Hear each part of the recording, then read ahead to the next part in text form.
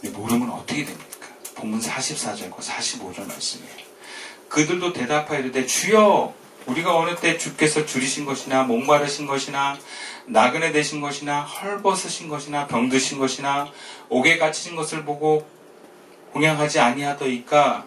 이에 임금이 대답하여 이르시되 내가 진실로 너에게 이르노니 이 지극히 작은 자 하나에게 하지 아니한 것이 곧 내게 하지 아니한 것이니라. 지극히 작은 자에게 안 한 거 예수님께 안 한 거래요. 지극히 작은 자를 상처 준 거 예수님은 상처 준 거래요. 여러분은 만약에 가벼이 위치했었는데 을에게 상처 줬다, 여러분 예수님께 상처 준 거예요. 사도행전에 사도 바울이 예수 믿는 사람 막 핍박하고 다닐 때 다메섹 언덕에서 예수님이 짠 나타나셔서 바울에게 뭐라 그럽니까? 사울아 사울아 너 왜 나를 핍박하느냐 그래요. 나를 왜 핍박하느냐. 사울이 깜짝 놀라요. 주님 내가 언제 그랬습니까? 주님의 사람들, 여러분 주님의 사람들이 예수를 따르는 사람들만 주님의 사람들이 아니에요. 주님이 이렇게 말씀하십니다. 하나님이 세상을 이처럼 사랑하사 독생자를 주셨다 그랬어요. 이 세상의 범주는 누구입니까? 지극히 작은 자를 포함합니다. 어린아이를 포함합니다. 병든 사람을 포함합니다. 보잘것없는 사람을 포함합니다. 그들에게 함부로 대하는 것은 주님을 함부로 대하는 것입니다. 근데 그걸 몰랐다. 이런 모른다고 죄가 아닙니다. 우리는 그것을 너무나 간과합니다. 너무나 쉽게 상처를 줍니다. 누구는 말로 상처 주는 것이 큰 죄가 아니라고 여기지만 예수님 뭐라고 하시냐면 너희가 형제한테 나가라! 그 말만 해도 지옥불에 떨어진다고 했어요. 욕하고 함부로 하는 말이 지옥불에 떨어질 만큼 큰 잘못이라고 예수님 분명히 이해하고 있어요. 근데 우리는 너무나 거기에 익숙해 있어요. 우리는 너무나 주변에 지극히 작은 자에게 말로 상처를 줍니다. 자식들에게 상처를 주고 아내에게, 남편에게 상처를 줍니다. 권위주의가 없어진 시대는 자녀들도 부모에게 상처를 줍니다. 학부모들은 선생님에게 상처를 줍니다. 선생님은 학생들에게 상처를 줍니다. 근데 상처를 줘도 서로 회개하지 않습니다. 시간이 지나면 아무 일 없다는 듯이 지나갑니다. 그리고 잘해주려고 합니다. 미안할수록 더 잘해주려고 그래요. 여러분, 그러나 여러분 상처는 몸에 남는 겁니다. 회사에서도 그래요. 직장 상사가 사장님들이 그렇게 말로 행동으로 직원들에게 상처를 줍니다. 그리고 그들의 아픔과 연약함을 모른 척합니다. 그리고 그렇게 상처받은 사람들이 또 자신보다 약하고 낮은 사람들에게 함부로 대합니다. 세상은 조금이라도 가벼이 위치해 있는 사람들이 을에 위치해 있는 사람들에게 자비는 고사하고 상처 주고 함부로 대합니다. 가족이 아닌 경우는 더 함부로 대해요. 여러분 이 악순환의 고리를 끊어야 됩니다. 누가 끊어야 되겠습니까? 그리스도인이 끊어야 되는 거예요. 지극히 보잘것없는 을에 위치해 있는 사람들에게 자비를 베푸는 거예요. 이것은 무슨 얘기입니까? 보잘것없는 사람은 당연히 섬기라는 거예요. 때로는 감동을 따라서 적극적으로 먼저 찾아가서 도움을 주라고도 합니다. 교회가 얼마나 주님과 가까이 붙어 있는가는 바로 이런 모습이 얼마나 드러나 있나를 우리가 보면 알 수 있는 거예요. 여러분 교회 안에 성도들 중에는 겨울에 기름값이 없어서 난방을 태울 수 없는 성도가 없어야 합니다. 여러분 혹시 올겨울에 난방비 없으시면 교회 얘기하십시오. 우리 교회가 기름값 대드리겠습니다. 쌀 떨어지면 얘기하십시오. 쌀 드리겠습니다.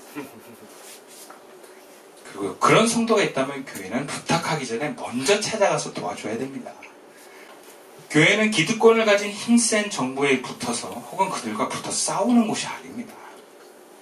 억울하게 고통당하는 시민들, 노동자들과 같은 약자들 편에 서서 그들의 아픔을 공감하고 보호하는 곳이 교회입니다.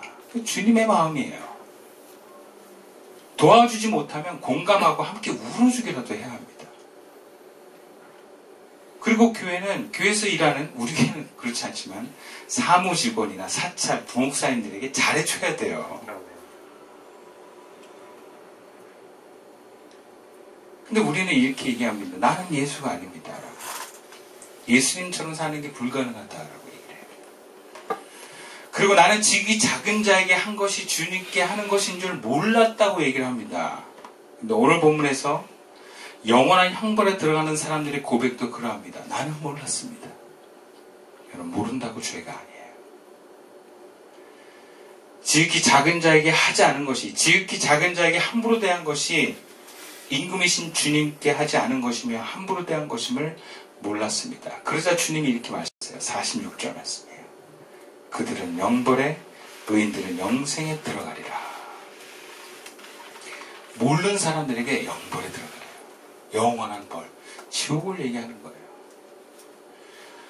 모른다고 괜찮은 게 아닙니다. 말로 상처 주고 그게 너에게 상처가 될지 몰랐다고 말하는 건 괜찮은 게 아니에요.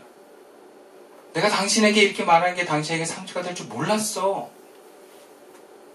그럼 잘못 없는 거예요. 여러분, 선악의 기준은 내 생각과 내 감정에 있는 것이 아닙니다. 하나님께 있어요. 분명한 것은 예수님을 믿고 재림을 기다리는 종말의 삶을 산다는 성도들은 주님을 알면 할수록, 주님께 다가가면 다가갈수록 나보다 못한 사람, 보잘것없는 사람 함부로 안 대합니다. 그리고 주님께 더 다가가는 사람일수록 더 도움이 필요한 사람을 도와주려고 하고, 내가 먼저 가서라도 손해보면서까지라도 그를 도우려고 하는 마음이 생긴다는 것입니다. 여러분, 구원받은 사람은 그렇게 증거되는 거예요. 나에게 도움이 되는 이해관계를 넘어서서 오히려 돌아올 곳이 없는 사람들에게 도움을 주고 자비를 베푸는 사람, 바로 구원받은 하나님의 사람입니다. 재림을 기다리는 삶의 모습입니다. 그러나 다시 한번 얘기하지만 작은 자에게, 보잘것없는 자에게 자비를 베푸는 것은 쉬운 일이 아닙니다. 왜냐하면 그들을 도와주는 것은 남는 것을 주는 것이 아니라 내가 가지고 있고 내가 써야 되는 시간과 에너지와 물질을 떼어줘야 되기 때문에 그런 거예요. 나도 넉넉하지 않은데 내 것을 떼어줘야 되기 때문에 그렇습니다. 내가 피곤하고 짜증나는 상황 속에서도 자비를 베푸는 건 더 어렵습니다. 그래도요, 자비를 베풀어야 돼요. 그럼 우리가 자비를 베풀어야 된다. 근데 힘들다. 그럼 어떻게 해야 우리가 베풀 수 있을까? 그래도 힘들어도 베풀 수 있을까? 오늘 두 가지만 한번 살펴봅시다. 첫 번째는요, 내가 지극히 작은 사람 혹은 보잘것없는 자비를 베풀어야 될 대상이 예수님이다 하고 베풀라는 거예요.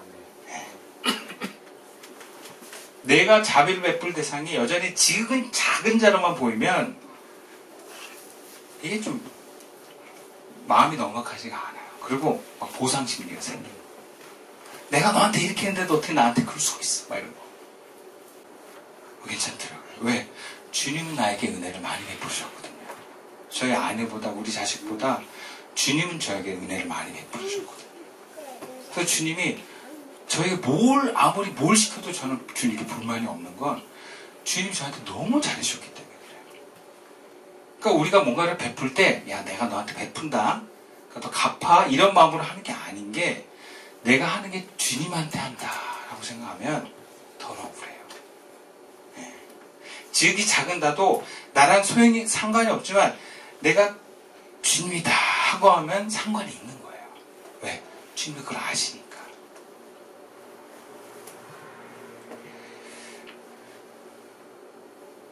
사실 정말 주님이라고 생각하지 않으면 우리 정말 힘들어요. 왜? 그러면 내가 자비를 베푸던 사람이라고 알아주지 않아요, 여러분. 그리고 보잘것없는 사람이 못된 사람 많아요. 네. 힘이 없고 약한 사람 다 선한 줄 알죠? 아니에요. 되게 약해요. 네. 고마운 줄 몰라요.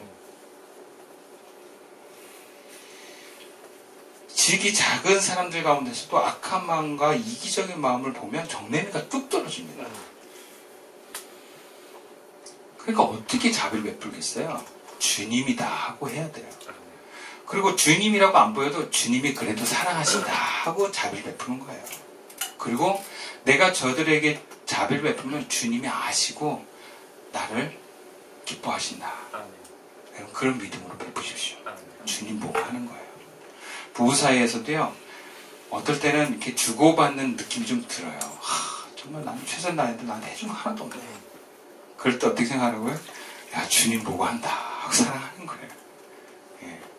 직원들 관계에서 마찬가지고 주님이다 생각하면 주님은 나에게 은혜를 많이 베푸셨고 또 그걸 또 아시는 주님께서 나에게 은혜를 많이 베풀어 주십니다.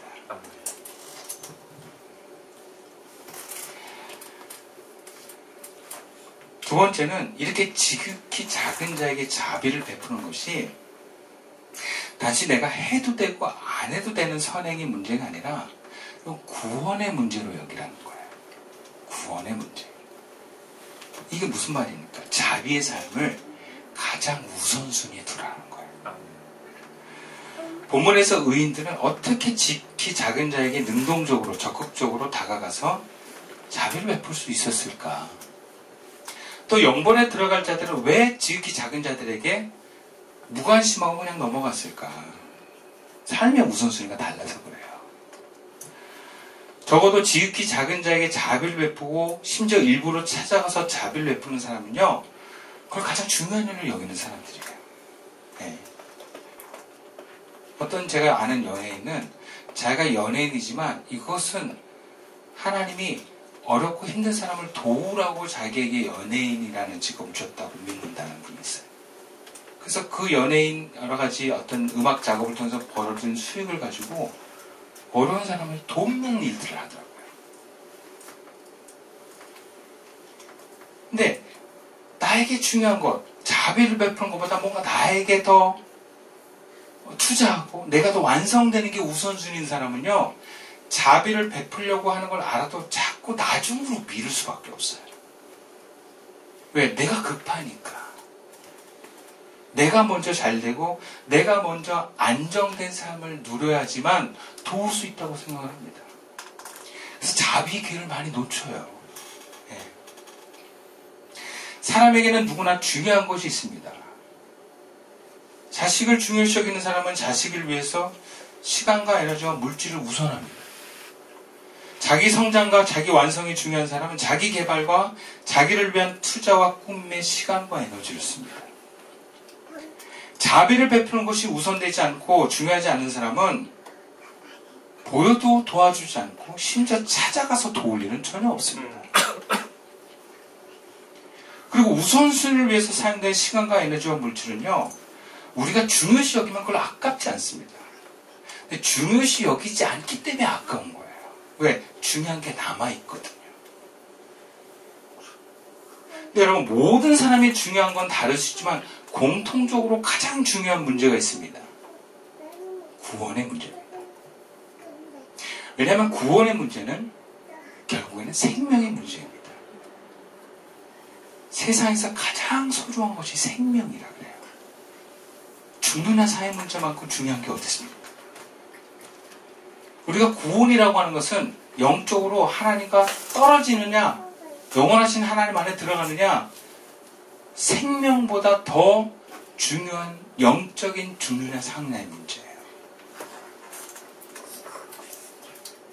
근데 그 영적인 중요한 이 죽느냐 사느냐의 문제 이것을 중요시 여기지 않는 사람은 다른 것에 집착하게 돼 있어요. 생명이 가장 소중한데 이 땅의 유한한 생명보다 더 소중한 그 영생을 소중히 여기지 않고 육신을 포함해서 관계가 중요한 사람, 내 마음의 안정이 중요한 사람은 이 영생의 문제에 우리는 등한시하게 됩니다. 그러나 나를 창조하신 그 하나님만큼 중요한 존재가 없고 하나님께로 돌아가 영원하신 그 하나님 안에 함께하는 구원의 문제만큼 중요한 것이 없는 줄 압니다. 그리고 그 구원과 관련해서 예수님은 자비의 얘기를 하고 있는 거예요. 여러분 우리 삶에 가장 중요한 게 그래서 자비입니다. 자비. 그리스도인에게 가장 중요한 게 자비예요. 물론 자비를 베풀 때 내 삶에 힘이 들 수도 있어요. 내 코가 석자일 때도 있어요. 경제적으로 어려움에 처할 수도 있고 몸이 약할 수도 있습니다. 사람들과 관계에서 많은 어려운 사건을 당할 수도 있어요. 그렇다고 할지라도 다른 문제가 할지라도 많아서 너무 버겁고 힘들다 할지라도 우리 삶의 가장 소중한 자비의 기회를 놓치지 않기를 축원합니다. 여러분 인생에는요 여러 가지 중요하게 여기는 것들을 놓칠 수도 있어요. 근데 자비의 기회는 놓치면 안 되는 것입니다. 우리가 잡아야 될 기회가 있고 때로는 꼭 안 잡아도 괜찮은 것들이 많아요. 구원과 관련해서는 이런 기회를 놓치지 마십시오. 그리고 내 삶이 아무리 어렵고 힘들고 바쁘고 뭔가 내 뜻대로 안 되는 상황이 펼쳐진다 할지라도 여러분 자비의 우선순위를 놓지 않으면 하나님과의 동행함을 놓치지 않을 수 있습니다. 여러분 그러면 만사형통할 수 있습니다. 하나님과 함께하면 모든 어려움을 이겨낼 수 있습니다. 하나님만큼 소중한 것이 없습니다. 물론 그렇게 지극히 작은 자를 놓치지 않은 자비를 베푸는 사람이라면 하나님께서 그 가정에 복을 내실 줄 믿습니다. 예수님이 그러셨어요. 너희는 먼저 그의 나라와 그의 의를 구하라. 그래야만 이 모든 것을 너에게 더하시리라. 그럼 우리 삶에 많은 문제가 있습니다. 그러나 주님이 우리에게 맡겨주신 자비의 문제를 우리가 감당할 때 우리의 모든 문제는 주님이 감당해 주십니다. 아멘. 말씀을 마칠게요. 자비에 있어서 가장 큰 자비는 도움을 필요로 하는 사람을 하나님께로 인도하는 거예요. 여러분 하나님과 함께하고 하나님을 아는 것만큼 세상에 큰 도움은 없습니다. 하나님을 아는 것이 구원입니다. 그러나 구원을 받을 준비가 안 돼 있는 사람들, 여전히 삶의 고난과 어려움에 빠져 있는 사람들은 일단 건져주고 봐야 돼요. 그냥 도움을 주십시오. 힘들어하는 사람에 격려하고 배고픈 사람에 먹을 것을 주십시오. 예수님도 그렇게 하셨습니다. 자비를 베푸는 삶은 영원히 하나님과 생명이 연결되는 삶입니다. 이미 구원이 이미 완성되어 있지만 완성은 아직 안 돼 있지만 계속해서 우리가 완성되어 가는 삶입니다. 사람의 영혼이 하나님과 연결되어 있다는 것은 영혼이 잘 되고 있는 거예요. 그러면 범사가 형통합니다. 자비를 베풉시다. 그리고 그 자비를 베풀 대상들이 보여지기를 간구합시다. 그리고 그 자비를 베푸는 대상들 가운데 주님이 보일 수 있기를 기도합시다. 아멘. 주님의 자비와 구원의 손길에 지극히 작은 하나도 놓치지 않는 사랑할 수 있는 저와 여러분 우리 시선교회 될 수 있기를 주님의 이름으로 축원드리겠습니다. 기도드리겠습니다.